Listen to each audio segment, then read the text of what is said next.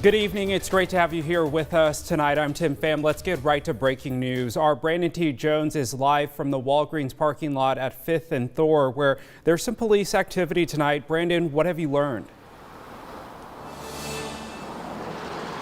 Tim, I'm right across the street from this Valley Walgreens, and we haven't learned too much information. There hasn't been too many details revealed to the public yet, but what we do know is that it is a serious situation. I'm off the corner of Sprague and Pine. I'll step out of the way so I can give you a little bit of a closer look. I've been out here for at least an hour or so. Officers have been coming and going. You can see some investigators doing their due diligence right now, but it has to be a situation where it's rather serious because we have red and yellow tape wrapped all across this Walgreens out here in the valley. Like I said, not too many details have been revealed so far, but I have seen people come in and out of this Walgreens so far. So they've been going across the street just trying to check out the situation, trying to get security footage from surrounding areas. So we don't have too much information yet, but we're going to be out here trying to scope out the situation, and I'll walk across the street as soon as I'm done with this, wrap it up, and see if any new details have been revealed. Tim? All right, Brandon Jones tracking breaking news. We'll check back in with you throughout the hour. Thanks so much. Well, Gonzaga men's basketball is 5 rounds away from claiming their first ever national championship. The Zags started their run for the title by defeating the number 16 seed Norfolk State. Karthik Venkatraman is live in the newsroom tonight. Karthik, what's the team saying about their next game? Yeah, Tim, the big thing that everyone's been saying on the team this morning is quick turnaround. They're just going to have a day to prepare for Oklahoma in the round of 32. You know, the team got back to their hotels around 1 a.m. last night after their first round win.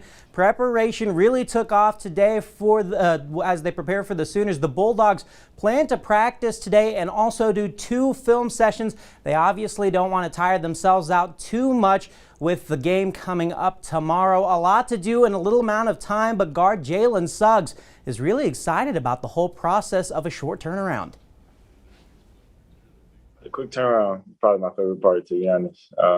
You get to come out, play first game, come back, and today, just kind of rest, walk through some stuff, go over a lot of film, and get right back to it. It felt good to be out there to run around, to get a good team win. I was happy, couldn't get a smile off my face, and I'm ready to go again tomorrow. I'm sure another player that also had a smile on their face last night a lot was Spokane native and Zags forward Anton Watson. Had a fantastic game last night as he did not miss a shot, going 7 of 7 from the field. I spoke with his family today, dad, mom, brother, and sister, who are all at the tournament over in Indianapolis, about his spectacular performance. Just play for them is like the reason why I play and the reason why I chose the school. But playing in Spokane is I love it. Anton Watson said it was a performance he has dreamed of since he was a kid. He was excited to represent Spokane and his family.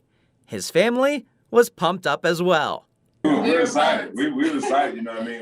As Anton had it going on in all facets of the game, his family was excited to see it live in Indianapolis. And they're proud their son is representing Spokane. For him to come down and be a part of what, University of Gonzaga have going on right now is awesome. It's surely inspiring to them, as Watson had to sit out a majority of last season due to a shoulder injury that required season-ending surgery. It's huge. Yeah. This is just everything's gravy from this point on. Watson's family is, of course, always proud of him, but to see him do that on the biggest stage, well, that was special. That's what we dream of as athletes, is to get to this tournament and win it. And win it. And, of course, they're always Anton's biggest fans. We're so proud. We're retired student athletes, and it just feels so good to be able to be here and support him. Really neat story. I talked to Anton earlier this year about that shoulder injury and coming back, and he's just so blessed to be in this opportunity and performing so well. And he's been electric inside the three-point line, shooting the ball with a high 2-point field goal percentage. GU plays at 11:40 Pacific time tomorrow against Oklahoma to see if they can advance to their 6th straight Sweet 16, Tim. Electric. I like how you said that, Karthik. It's Thanks so electric, much. Well, happening today, the WSU women are headed back to the tournament for the first time in 30 years. They were awarded a number 9 seed and will play number 8 seed South Florida. It will air on ESPN2 in less than an hour and a half with tip-off at 6:30 p.m. Then tomorrow, the Gonzaga women will play the number 12 Belmont. The Zags are a number 5 seed. Tip-off for tomorrow's game is at 1 p.m. on ESPN2. Well, the Eastern Washington Eagles are back in the Inland Northwest after facing Kansas in round 1 of the NCAA tournament. The 14 seed had an impressive game against the 3 seed Jayhawks, where brothers and Spokane natives Tanner and Jacob Groves really stood out. Fans were able to welcome their team home last night, and despite the loss, those fans in Cheney were excited to see their team. Fans showing their support meant a lot to the team, especially the Groves brothers. Seeing everyone up there and cheering us on and welcoming us home, and yeah, it's honestly so incredible. It's just really cool to see, the kind of community and the kind of supporters that we have backing us up out here in Cheney. They just love the Eags, and so it's awesome to see that they're supporting us through, our ups and down seasons, and that we have so much support as we return back to Cheney today. In another display of fan support, Gonzaga students gathered to cheer on their Zags. This was the first time a game watch party like this was able to happen during the pandemic. While the Zags are playing thousands of miles away in Indiana, students got the chance to support their squad right here in Spokane. The Kennel Club came up with the Tent City The Remix as a way to safely get students together. All group spots were 10 feet apart and everyone was asked to stay within their group and wear masks. There was about a 27-foot monitor to help students enjoy the game in a socially distanced manner.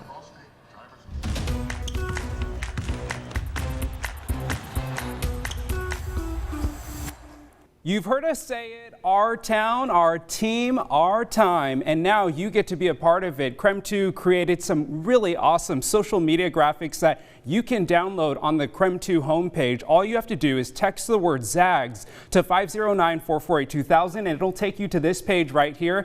And then you'll want to scroll on down to the middle of the page and there are 3 great options for you. So we have a Zoom background, a Facebook profile photo, an Instagram post, and a Facebook cover photo. So let's show you what some of them look like. So the first one is here. This is the Zoom background. I mean, come on, this is much better than a background in your home office or maybe having the risk of like your dog or your cat roll through your Zoom shot. It's better to show off some Zag pride, right? Another option we have is a Facebook post or an Instagram post. This one, our graphics department made it. It's the same logo, but it's in a square design, so it'll fit nicely in your profile photo so you can show off your Zag pride. And then the last option we have for you is a cover photo. I mean, come on, look at this. Take a selfie in front of this. It looks awesome. So again, you can support the Zags during March Madness and download some of our awesome social media graphics. Just text the word Zags to 509-448-2000. All right, tomorrow, all counties in Washington state move into phase 3 of the Healthy Washington reopening plan. So let's break it all down for you. Under phase 3, indoor spaces like restaurants and movie theaters can have 50% occupancy. There can be up to 400 people at indoor and outdoor activities. These include concerts and high school graduations. Now, outdoor events with permanent facilities can have 25% occupancy for spectators. Now, this means both the Spokane Indians and the Seattle Mariners can have fans for their opening day. This also applies to high school and youth sports. High school contact sports like basketball, wrestling, and cheerleading can resume starting tomorrow. Now that fans are allowed at high school football games, parents can safely cheer on their students. With a 25% occupancy, family and friends don't have to watch from behind the stadium fence. I'm really looking forward to being able to see my senior who's in the pep band, see his face light up when he plays with them. And just to be able to see my kid, I can't even find his number from outside the chain link fence when he's playing football. So I'm looking forward to being able to actually see him play. We are looking forward to that. Well, in addition to phase 3 changes, Washington will also move away from a regional system in the reopening to a county plan. Now, previously, counties were grouped into 8 regions and moved forward or backward with their entire region. County progress will now be assessed individually. The state will evaluate counties every 3 weeks instead of 2, with the first assessment planned for April 12th. All right, to weather now. Just when you thought we could put away snow behind us, that snowy weather, meteorologist Michelle Boss says not so fast. Michelle, you've been talking about snow for tonight and tomorrow, but does it still look like it's going to happen? Yeah, so now it's not really a question of is it going to snow? We're pretty sure it's going to snow. Just how much is it actually going to stick? Because our ground temperatures have been getting pretty warm, especially with those 60-degree days we've already had. One place that definitely will stick, though, is the mountains and those higher elevations. So we do have winter weather advisories in effect starting this evening and continuing through Monday morning at 11 o'clock for both the Cascades and the Central Panhandle Mountains. Up in the Cascades, that includes Snoqualmie and Stevens Pass. We can see anywhere from 6 to 14 inches of snow. Central Panhandle Mountains, including Lookout Pass, looking for 4 to 7 inches of snow. In the Silver Valley and those lower elevations could be seeing a 1 to 3 inch snow accumulation. For the rest of us here in Spokane and Coeur d'Alene, it looks like maybe an inch or less, just because, again, the ground is very warm. So even as it's snowing, once that snow hits the ground, it's likely going to melt.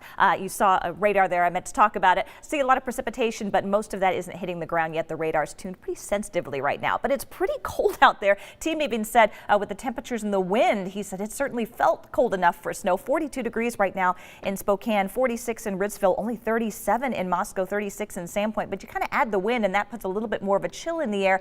We've had winds 10 to 20 miles per hour with gusts up to about 25 to 30 miles per hour this afternoon. So we're going to continue to see windy conditions through tonight and tomorrow. This particular computer model doesn't show temperatures going much below the middle and upper 30s, but I think we're going to be down closer to 33, 34 degrees. So we're still going to see snow, but again, with temperatures that warm, just above freezing, it's going to be hard for it to stick. 47 tomorrow afternoon. Any snow that does stick will melt quickly away. 52 on Tuesday with sunshine, and a chance of rain and snow again on Wednesday with a high of 46.